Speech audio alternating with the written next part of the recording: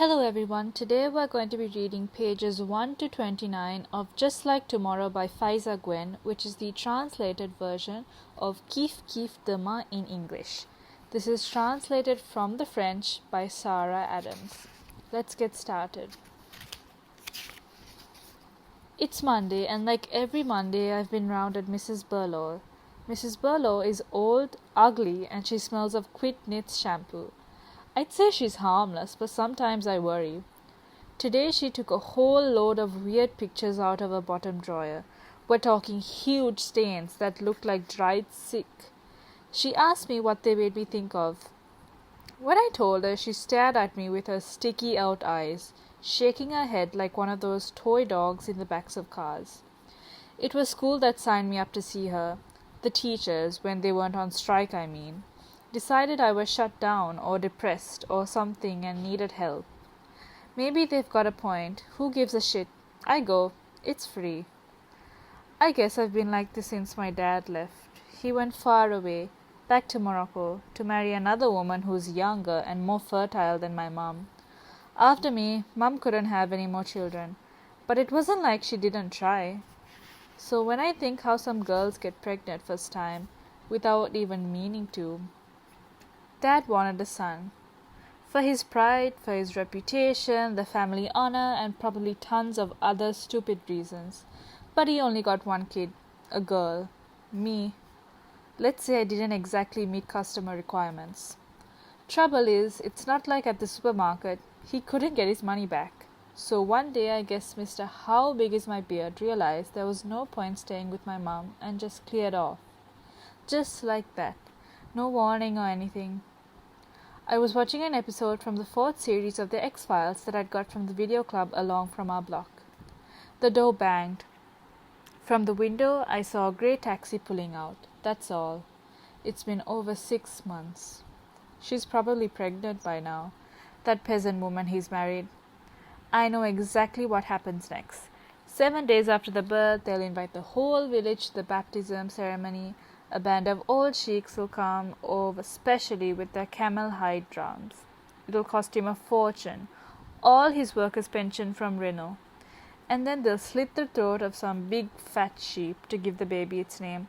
It'll be Mohammed, 10 to 1. When Mrs. Burlow asks me if I miss my dad, I say no, but she doesn't believe me.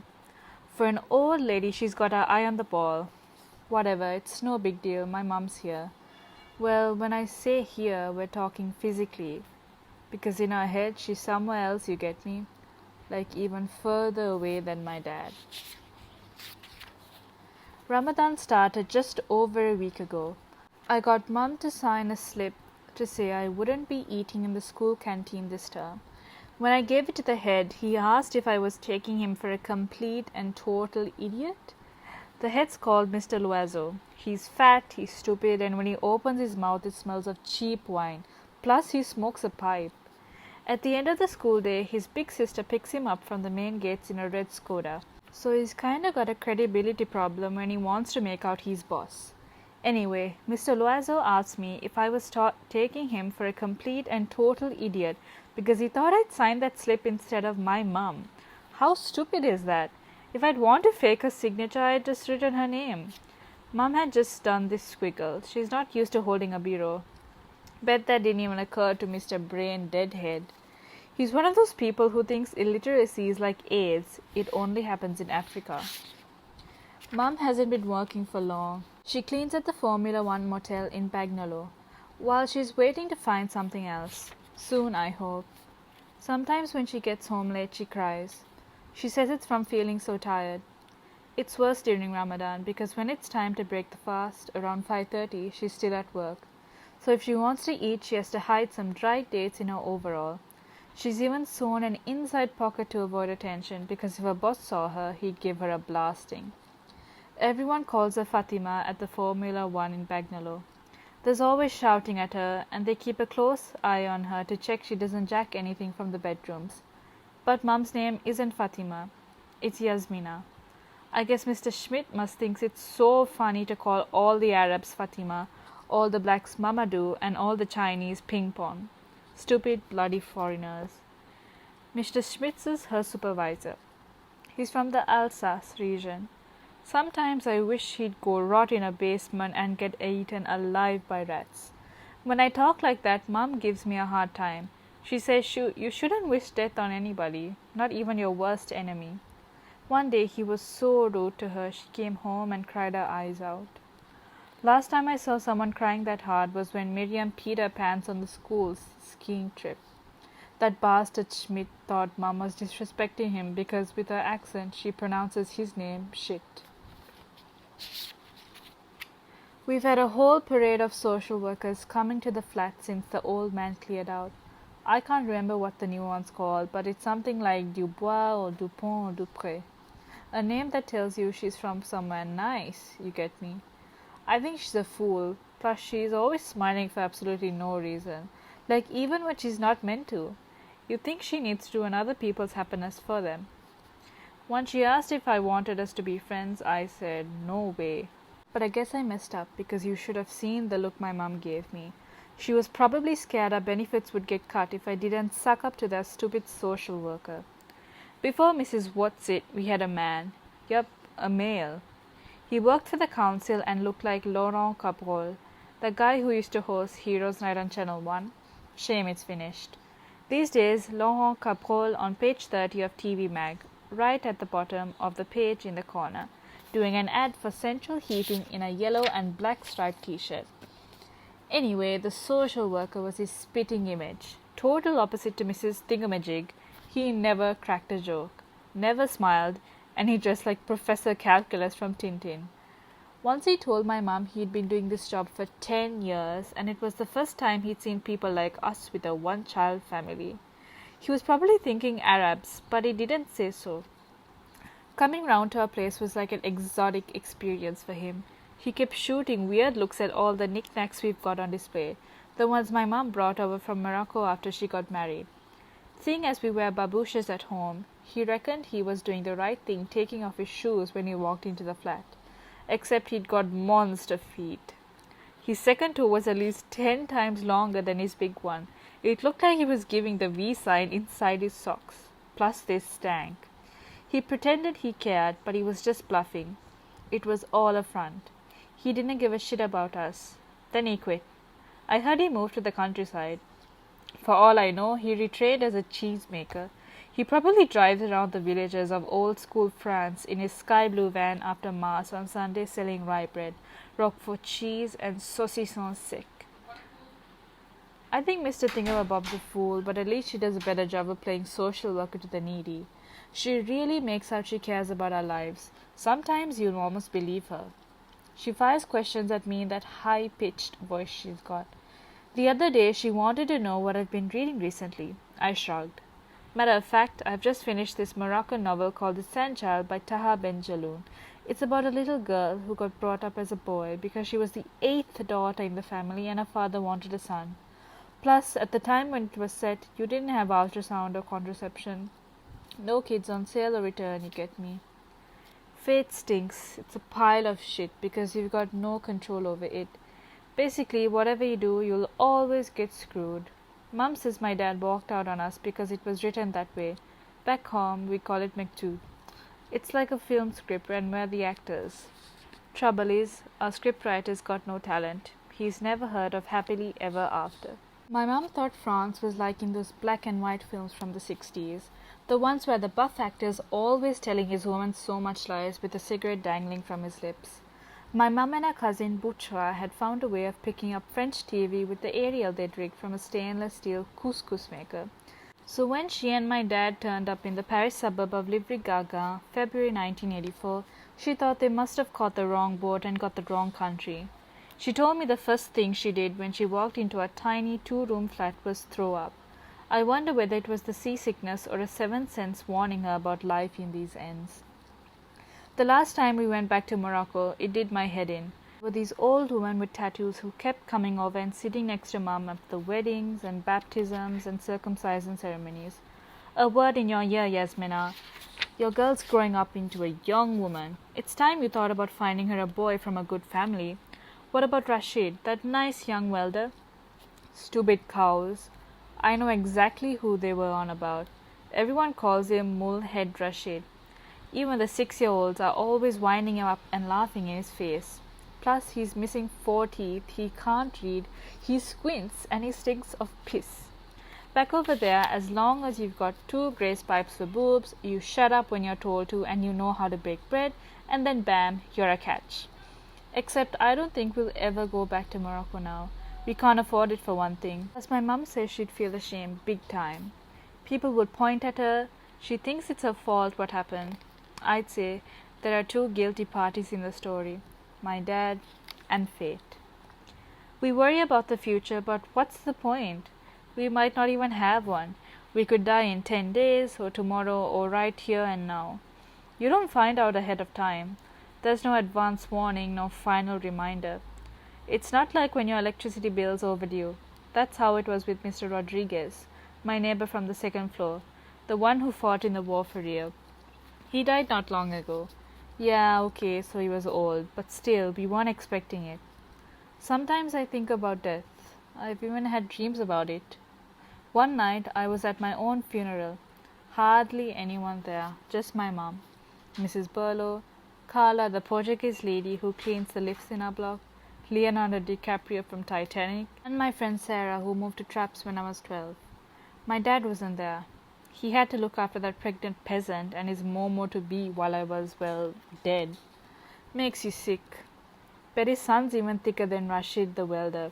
I hope he limps and has problems with his eyesight, and that when he hits puberty he has a massive acne attack. There won't be any Biactol or Clearasil spots in their arse end of nowhere village. Except maybe on the black market if you can play the system. Whichever way you look at it, he'll be a dud, that's for sure. In this family, being a fool is passed down from father to son. When he's 16, he'll sell potatoes and turnips at the market, and on his way back home, on his black mule, he'll kid himself. I'm a glamorous kind of guy. I'd like to work in something glamorous later on. Don't know what exactly. Trouble is, I'm rubbish at school. The only subject where they don't fail me straight off is art and design. It's better than nothing. But I don't reckon sticking leaves onto drawing paper is going to be a big help for my future. I just don't want to end up behind a fast food counter, smiling all the time, asking customers, drink, regular large, eat in or to go, for or against abortion, and getting blasted by my supervisor if I serve a customer too many fries because he smiled at me. You never know, could have been the man of my dreams. I'd give him a reduction. He'd take me out for a meal at the Hippopotamus Steakhouse, ask me to marry him, and we'd live happily ever after in his 5-room to die for flat. Our child benefit book came through, just in time. Now I won't have to go to the big Red Cross in town. How embarrassing is that? Once me and my mum ran into Nasera, the witch, at the main entrance. She's this woman we've known since back in the day. Mum borrows money from her when we're totally broke. I hate her. She only remembers we owe her dough when there's this many people around, just to embarrass my mum. So, we run into Nasera at the main entrance to the Red Cross. Mum's squirming, but this other woman's lapping it up. So, yes, Mina, you've come to the Red Cross to collect something? Yes. And I've come to donate. May God reward you. Oh, I hope God rewards her with zilch apart from staying an old, ugly cow. We went back home without choosing anything because Mum didn't want to pick clothes that could have belonged to the witch. It'll just give her another excuse to open her fat mouth like, well, I believe that's my skirt you're wearing. I was proud of my mum. That's dignity for you, the kind they don't teach you at school. Talking of school, I've got to do this homework assignment for citizenship studies. It's about respect. Mr. Werbert gave it to us. He's an okay teacher, but I'm not keen on him talking to me because it's like he's sorry for me or something. It reminds me of when Mum and me asked the old woman at the Red Cross for a plastic bag to put our sweaters in, and she looks at us all misty-eyed. Each time we're this close to handing back our sweaters and clearing out. Mr. Werbert's the same. He makes out he's some kind of people's prophet. Keeps telling me I can have an appointment to see him if I need to. But it's just so he can feel good about himself and tell his mates in a trendy Paris bar how challenging it is teaching in the at-risk schools in the suburbs. Yuck. So what am I going to say about respect? It's not like the teachers give a shit about our essays. Bet you they don't even read them. Just give you any old mark, stuff him in their work bags, and go back to lounging on their leather settee between their two kids, Pamela, aged 10, who's playing dishwasher Barbie, and Brandon, 12, who's busy eating his boogies. Not forgetting wifey Mary Helen, who's just ordered a takeout because she's feeling too lazy to cook, and is reading an article about waxing your legs in Woman Today. Now there's disrespect for you. Waxing hurts, and if you hurt somebody, it shows a lack of respect. Whatever, I want to stop going. I've had it with school. It's bare boring, plus it's not like I speak to anyone. There's only two people I can talk to for real, Mrs. Burlow and Hamoudi. Hamoudi is one of the main guys on the estate, must be about 28. Wednesday is hanging out around the entrances to the tower blocks, and like he's always reminding me, he's known me since I was smaller than a block of hash. Hamoudi smokes a lot of spliffs. He's either high, and maybe that's why I like him. Neither of us rates our reality, you get me. Sometimes when I'm on my way back from the shops, he stops me on the ground floor to talk about stuff. Just 5 minutes, he says, but we end up talking for an hour or even 2. Well, he does mostly. A lot of time he recites these poems by Arthur Rimbaud. Oh, what I can remember of them. Because the thing about hash is it smashes your memory. But when he does them for me with his accent and hand actions coming from the street, even if I don't catch all the meaning, they seem kind of beautiful to me. It's too bad he didn't finish school. It's because of prison. He told me his crew got him mixed up in some kind of business, but he won't tell me what. You're underage in it. When he got out, he dropped everything even though he'd nearly gone all the way with his studies, like he nearly finished college. So when I see the police frisking Hamoudi near our main entrance, or I hear them bad-mouthing him with stuff like shithead or piece of scum, I tell myself they don't know anything about poetry. If Hamoudi was a bit older, I'd like it if he'd been my dad. We talked for the longest time when he found out what happened to me and my mum. Family's sacred, man, he said, rolling his billionth joint. He should know. He's got 8 brothers and sisters, and most of them are married. But Hamoudi says he's not into marriage. What's the point? It's another headache, like we haven't got enough to deal with already. He's right, except I haven't really got a family anymore. We're just a half family now. I was bored, so I took the metro. I didn't know where to go, but it's a way of passing the time. I like seeing so many different faces. I did all of line 5 from end to end. At one of the early stops, this Romanian guy in a fake leather jacket and a grey hat gets on. He's got this old accordion that's so manky there's dust all over the keys that never got used, and he's playing these old tunes, the kind you hear in arty French films or on those boring late-night documentaries. He did a nice job of cheering up the journey. I even spotted the blue rinses in the carriage, like the really uptight ones, tapping their toes on the sly. And get this, the gypsy guy accompanied each movement of his instrument with a sway of his head, and when he smiled he flashed all his teeth, or the ones he'd got left. His face was straight out of a cartoon, a bit like the cat in Alice in Wonderland. I had a great time imagining him living in a caravan, being descended from a dynasty of nomads who travelled across many lands and setting up makeshift camp on a patch of wasteland outside Paris with his pretty wife called Lucia, like that brand of mozzarella, with stunning curly black hair down to her waist. Bet they got married on a big empty beach in Spain around a massive fire with big red flames that danced against the black night sky. Oh, that's how I saw it. Anyway, I followed him each time he switched compartments to get the most out of his magic accordion. But then talk about die of shame, he was heading my way, holding out his McDonald's paper cup full of loose change and, well, I didn't have anything to give him. So I went for this cheap trick, the kind of thing tight-fisted bastards normally do. As soon as he got to me, I looked the other way, as in, I'm watching what's happening on the opposite platform. Except, big surprise, there wasn't anything happening on the opposite platform. If I win the lottery on Wednesday, I'll get him a swanky caravan with loads of gizmos, the best-looking one on the campsite, I'm telling you, like in the Sunday night showcase for The Price is Right. And I'll buy myself some new winter gloves with no holes because the cold air gets into my ones. There's a major gap in the middle finger of the left hand. It's going to be a problem one of these days. Next, I'll take Mom to have a manicure, seeing how that's what she was talking about last time with Mrs. What's-it, the social worker.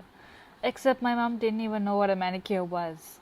She was looking at her nails that are ruined by all those made in Chernobyl's cleaning products, comparing them to Mrs. Thingamajig's, who couldn't help showing off because her nails were like this clean, this filed, this polished. She even rubbed the corner of her eye with her little finger, and her mouth was ever so slightly open, like those girls you see applying their mascara on telly. Just to gloat and make my mum, who didn't even know what a manicure was, notice her perfect nails. I wanted to rip them out one by one. So anyway, when I got out of the metro, I passed two Pakistani guys selling hot chestnuts and roasted peanuts. They kept saying the same thing over and over again. Hot chestnuts and roasted peanuts to warm you up. Except they didn't just say it, they kind of chanted it in almost like a song in their Pakistani accents. I couldn't get those lyrics out of my head. That evening when I got back home, I ended up singing them while I was cooking Mum her rice. On Friday, Mum and me were invited round to Aunt Zora's to eat her couscous. We caught an early train so we could spend the whole day round at hers. It's been a long time since we've been asked anywhere. Aunt Zora isn't my real aunt, but seeing as she's known my mum for the longest time, I've got into the habit of calling her that. Before, they used to go to sewing class together. Then Aunt Zora moved to Mont La Jolie. Mum signed up for the sewing lesson, she told me, because nearly all the women there were Maghrébines from back home. And those Wednesday afternoon sessions around Singer sewing machines from the 1980s reminded her of the bled. Aunt Zora's got big green eyes and she laughs all the time. She's Western Algerian from a region called Tlemcen. She's got a funny history too, because she was born on 5th of July 1962, Algerian Independence Day. She was a symbol of freedom in her village for years. A lucky charm baby. That's why she's called Zora. It means luck in Arabic. I like her because she's a real woman, a strong woman, you get me. Her husband's a retired construction worker and he's got a second wife back home, so he spends 6 months over there and 6 months back in France. Is this turning into a fashion or what? It's like when they retire, they all decide to make a new life for themselves and marry a younger woman. The difference is Aunt Zora's husband knew how to get the balance right. He does it part-time. It doesn't seem to bother Aunt Zora that she only sees her husband 6 months out of 12. She says she gets along just fine without him, knows how to entertain herself. And once she laughed and told Mum that a man his age wasn't any use to her anyway. I didn't quite get it at first. Then I worked it out. I hung out with Aunt Zora's sons, Reda, Hamza and Yusuf. They were mostly playing computer games, the kind you see in TV reports on youth and violence. The idea was to drive the car as fast as you could while knocking over as many pedestrians as possible, and you could get bonus points if they were kids or old ladies. I've known the boys since I was little, but I don't talk to them much anymore, so it was a bit tense. We didn't really know what to say. The end they wound me up about it. Said I was like Bernardo in Zorro, the short one who seems a total idiot because he has this series of signs to warn Zorro if there's any danger. He's actually dumb, poor guy. At one point I caught the end of what Mum and Aunt Zora were saying about my dad. Mum was telling her he wouldn't go to heaven because of what he'd done to his daughter. The way I see it, he wouldn't be going because of what he's doing to Mum. The bouncer in paradise won't let him in. He'll send him packing, straight up. It gets on my nerves they're still talking about him. He's not here anymore. We've just got to forget him. The chickpeas are what's special about Aunt Zora's couscous, that and the delicate way she cooks the grains. Aunt Zora cracks me up. We've been living in France for more than 20 years and she still talks like she stepped off the plane at Paris Orly airport a week ago. Once, way back, she was telling Mum how she signed up Hamza up for carrots. Mum didn't have a clue what she was talking about. Then a few days later, she started giggling. She'd realized Aunt Zora meant karate. Even her sons tease her. They say she does remixes of Moliere's great French language. They've tagged her DJ Zozo. When it goes to the end of the day, Yusuf drove us back in the car. He had rap playing and nobody said a single word the whole journey. I could see Mum was thinking about something. She had turned away and was staring out of the window. When we stopped, she just looked blankly at the red light. Her head was somewhere else. Yusuf drives fast. He's tall and very good looking. When we were small, we went to the same primary school and he always stood up for me. I didn't have a brother, and he was one of the big boys in year 6. I remember we did a campaign together called "A Grain of Rice Can Save a Life." It was when there was famine in Somalia back in the 90s. He made me believe the slogan was for real, like for every grain of rice we sent over, we really saved a life. I was this proud of saving so many lives with a 500 grams bag of rice Mom bought me from casino. It was even like I was going to count each grain of rice in the packet to be absolutely sure that thanks to me, there were loads of Somalians who wouldn't die of hunger. I thought I was Wonder Woman, but he was bluffing me. Matter of fact, I'm still annoyed with him. Now I come to think of it, I never even found out if my bag of rice got there. When we got to our block, Mom thanked Yusuf, and he set off again. The caretaker doesn't give a shit about our flats. Luckily, Carla, the Portuguese cleaning lady, sometimes does her job. But when she doesn't come, it stays disgusting for weeks, and that's how it's been lately. There was piss and spit in the lift, plus it stank, but at least it was working. Luckily for us, we know which buttons are for which floors, because the display panel's all scratched and melted. Someone must have got out their cigarette lighter. The caretaker's meant to be racist. That's what Hamudi told me. I wouldn't know. I've never spoken to him. He scares me. He's always frowning, so he's got these 2 lines sticking up in the middle of his forehead, like the number 11. Hamudi was telling me how back in the day, before he was caretaker of our blocks, he fought in the war in Aunt Zora's country in Algeria. Maybe that's why he hasn't got any earlobes and his left thumb's missing.